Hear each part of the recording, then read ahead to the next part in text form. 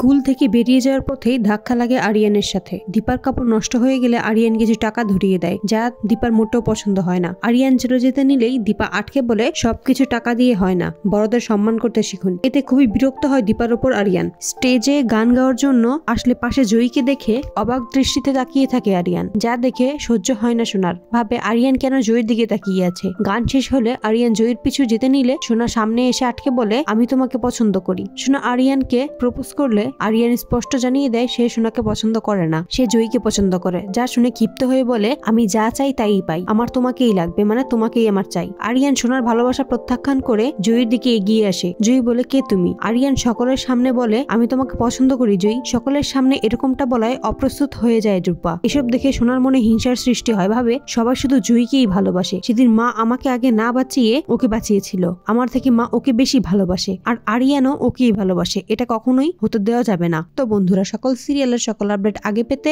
আমাদের চ্যানেলটি সাবস্ক্রাইব করে পাশে থাকুন। ধন্যবাদ।